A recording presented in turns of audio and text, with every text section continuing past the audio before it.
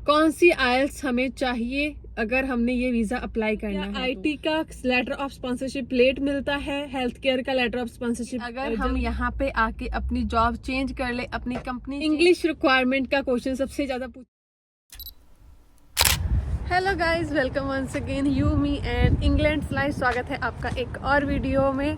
थोड़ा बाहर आई हूँ, मौसम आज अच्छा था और कुछ दिन से काफ़ी बिजी चल रही थी, इस कारण जो काफ़ी ऐसे मैसेजेस थे लोगों के आए हुए थे, कमेंट्स भी काफ़ी थे, उनका भी मैं रिप्लाई नहीं कर पाई और वीडियोस भी नहीं आई 2-3 दिन से। तो अभी थोड़ा टाइम निकाला है आज, और आज की वीडियो भी इसी रिगार्डिंग होगी। बेसिकली क्वेश्चन आंसर्स, जो इतने क्वेश्चंस पूछे गए हैं स्पेशली स्किल्ड वर्कर वीज़ा के बारे में, हेल्थ केयर वर्कर वीज़ा के बारे में, तो मैंने सोचा कोई स्पेसिफिकली टॉपिक नहीं, आज क्वेश्चन ही जो आंसर चल रही थी हवा, और मैंने हेयर वॉश करा था थोड़ी देर पहले ही, तो मैंने सोचा अंदर जाने से पहले ये ब्लॉग बना लेती हूँ, क्योंकि बाहर एक्चुअली मैं जब हेड को विंड हिट करती है तो ठंड के चांसेस हो सकते हैं, क्योंकि वेदर चेंज हो रहा है और मुझे कोई रिस्क नहीं लेना, तो इसलिए मैं वीडियो गाड़ी से ही कंटिन्यू।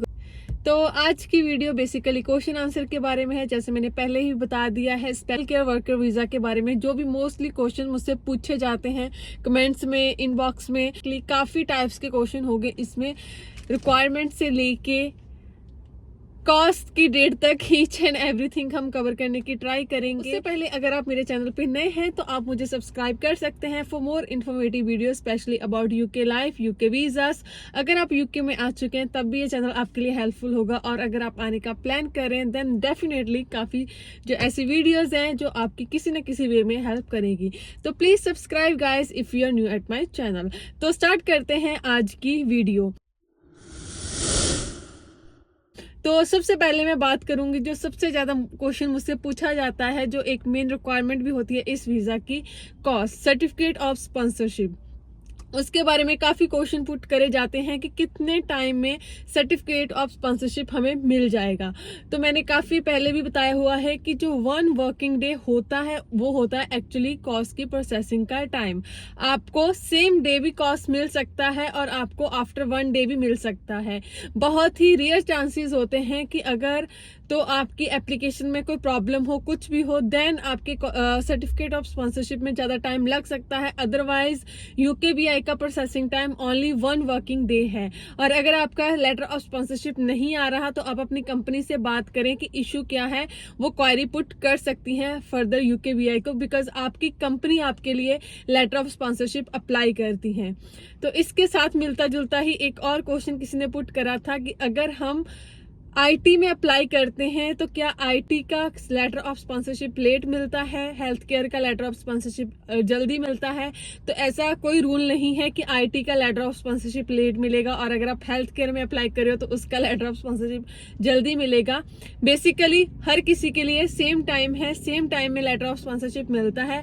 अगर आपको नहीं मिल रहा कुछ मंथ से तो आपको अपनी कंपनी से बात करनी पड़ेगी कि क्या इश्यू आ रहा है। ये रिटेल पार्क का व्यू, यहाँ पे हम आए हैं, काफी शॉप्स है हर ब्रांड की यहाँ पे। लाइक सिटीज के बाहर ऐसे रिटेल पार्क्स होते हैं यहाँ पे। एक्चुअली काफ़ी सिटीज़ के बाहर ऐसे लाइक बड़े बड़े जो यहाँ पे शोरूम्स होते हैं, जैसे ब्रांड्स वगैरह की, जीडी स्पोर्ट्स है जैसे, या फिर बूट्स वगैरह, नेक्स्ट वगैरह, इनके जो शॉप्स होती हैं वो ऐसे रिटेल पार्क में भी ये प्लेस करते हैं। उसके अलावा सिटी सेंटर में तो ये आपको मिल ही जाएंगी, पर रिटेल पार्क में पार्किंग वगैरह का इशू नहीं होता, तो आप आके यहाँ पे शॉपिंग कर सकते हो। तो ये बिकॉज ये सिटी के बाहर बाहर है तो आपको पार्किंग वगैरह भी इजीली यहाँ पे मिल जाएंगी।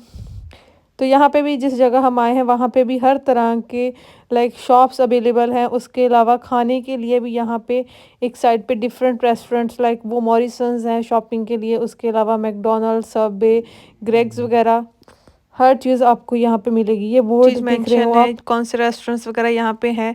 तो यहाँ पे एक जगह पे काफ़ी चीज़ें मिल जाती हैं। तो अब करते हैं हम हमारी वीडियो कंटिन्यू। तो खैर आपने देख ही लिया है। इंग्लिश रिक्वायरमेंट का क्वेश्चन सबसे ज्यादा पूछा जाता है, कौन सी आइल्स हमें चाहिए अगर हमने ये वीजा अप्लाई करना है। तो मैंने बहुत बार मेंशन करा है कि यूकेबीआई की आइल्स B1 स्कोर आपको चाहिए। B1 स्कोर में अब कितना स्कोर आता है वो भी मैं क्लियरली मेंशन कर देती हूँ। यूकेबीआई के आइल्स में अगर आपको B1 स्टैंडर्ड की आइल्स चाहिए तो उसका जो स्कोर होता है वो होता है 4.5 all over and not less than 4। किसी भी मॉड्यूल में 4 से कम आपके बैंड नहीं होने चाहिए अगर आप आइल्स प्रोवाइड कर रहे हो, और जो ओवरऑल स्कोर है वो होना चाहिए आपका 4.5। तो ये बेसिक है, अगर इससे कम है तो आपका फिर आप नहीं अप्लाई कर सकते वीजा। और किसी ने ये भी क्वेश्चन पुट करा था काफी लोगों ने कि क्या एकेडमिक आइल्स चल सकती है जाकि ओनली जनरल आइल्स चाहिए। तो गाइस ऐसा स्पेसिफिकली कुछ मेंशन नहीं है कि आपको ओनली जनरल आइल्स चाहिए या फिर एकेडमिक चलेगी कि नहीं चलेगी। द ओनली थिंग इज जो भी आइल्स आपने करी है वो आपको UKVI की तरफ से करी होनी चाहिए। इसलिए जो आइल्स का एग्जाम होता है वो IDP की तरफ से भी कंडक्ट करवाया जाता है और UKVI की तरफ से भी कंडक्ट करवाया जाता है। बट अगर आपने स्किल वर्कर वीजा पे आना है तो जो UKVI की आइल्स का एग्जाम है वो आपने दिया होना चाहिए। ऐसा सच कोई रूल नहीं है कि आपने कौन सी आइल्स देनी है, सिर्फ आपकी जो आइल्स का एग्जाम है वो UKVI की तरफ से होना चाहिए। अगर वो है देन आप ये स्किल वर्कर वीजा अप्लाई कर सकते हो। एक क्वेश्चन और जो पूछा जाता है कि अगर हमने आइल्स नहीं देनी है वो तब क्या ये वीजा अप्लाई करा जा सकता है। यस, अगर आप ऑलरेडी ग्रेजुएटेड हो एंड जो आपकी लास्ट ग्रेजुएशन थी या लास्ट डिग्री थी वो आपने इंग्लिश मीडियम में करी है, देन आप एलिजिबल होते हो विदाउट आइल्स भी अपना स्किल वर्कर वीजा अप्लाई करने के लिए। इस केस अगर आप इस केस में आपने क्या करना होता है कि आपने जो अपनी डिग्री है उसे UK NARIC की तरफ से कन्वर्ट करवाना होता है as per UK education level, and उसमें लिख के आएगा, आपको सर्टिफिकेट मिलेगा कि आपकी जो इंग्लिश की प्रोफिशिएंसी है एज पर दिस सर्टिफिकेट्स जो आप सबमिट करोगे आप UKVI में अप्लाई करने के लिए एलिजिबल हो कोई भी वीजा। तो नेक्स्ट क्वेश्चन इज कि क्या हमें कोई फंड शो करना होता है अगर हमने आना है इस वीजा कैटेगरी पे, स्किल वर्कर या फिर हेल्थ केयर वर्कर वीजा। तो मोस्ट ऑफ द केसेस में आपको फंड शो नहीं करना पड़ता। एक्चुअली रीजन क्या होता है ना फंड शो करने का या फिर फंड शो करने का, जब आपको लेटर ऑफ स्पॉन्सरशिप प्रोवाइड करवाया जाता है कंपनी की तरफ से, देन जिस टाइम पे कंपनी आपके लिए अप्लाई करती है उस टाइम पे कंपनी को एक ऑप्शन सिलेक्ट करने के लिए बोला जाता है कि क्या वो आपके इनिशियली जो आपकी यहाँ सेटलमेंट है उसमें वो सपोर्ट करेगी अगर आप यहाँ पे पहले से नहीं रह रहे। अगर आपकी कंपनी उस कॉलम को टिक करती है देन आपको कोई भी फंड शो नहीं करने होते।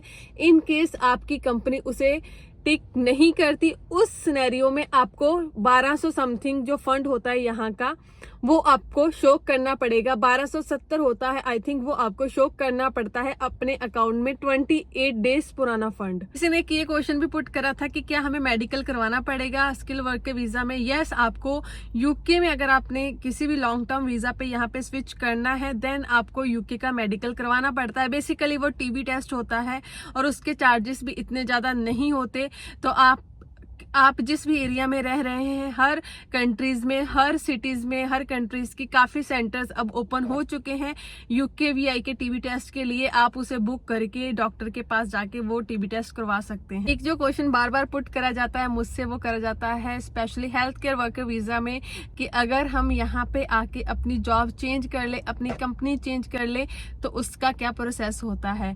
तो उसका सेम प्रोसेस होता है जो आपने यहाँ आने से पहले करा था। आपको लेटर ऑफ स्पॉन्सरशिप चाहिए एक नई कंपनी से, देन आपको अगेन अपना अपडेटेड वीजा अप्लाई करना पड़ेगा। तो सेम ही प्रोसेस रहने वाला है। फर्स्ट ऑफ ऑल तो आपको कंपनी ढूंढनी है जो आपको जॉब दे और साथ में दे आपको लेटर ऑफ स्पॉन्सरशिप। अगर आपको मिल जाता है देन ऑफ कोर्स आप यहाँ पे आपके अपनी जॉब चेंज कर सकते हैं और यहाँ किसी भी और फील्ड में जॉब कर सकते हैं अगर आपको कोई और लेटर ऑफ स्पॉन्सरशिप मिलता है। नेक्स्ट क्वेश्चन इज कि अगर हमारी कंपनी हमें निकाल देती है, हमें काम नहीं मिलता, देन क्या होगा।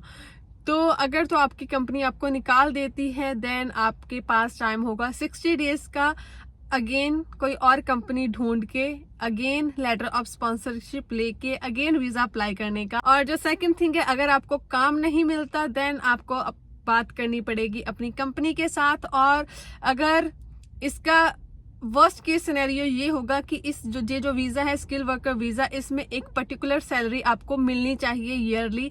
अगर आपकी सैलरी वो नहीं मिलती आपको ईयर में तो उस केस में आप आफ्टर 5 ईयर जो आपकी ILR है आप उसे अप्लाई करने में एलिजिबल नहीं होंगे, बिकॉज आपके लास्ट 5 ईयर का रिकॉर्ड चेक होगा और इन केस आपकी सैलरी की रिक्वायरमेंट फुलफिल नहीं होगी तो आपकी एलिजिबिलिटी नहीं बनेगी 5 ईयर में LIR में।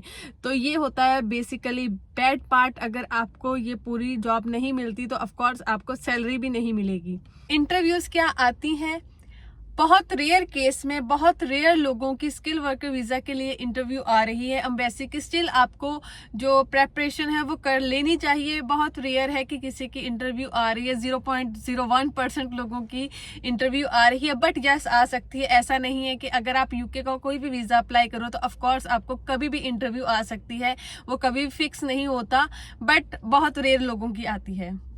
इसके साथ मिलता जुलता क्वेश्चन है success rate of this visa. किसी ने पूछा था कि उनका लेटर ऑफ स्पॉन्सरशिप मिल चुका है और वीजा आने का सक्सेस रेट कितना होगा।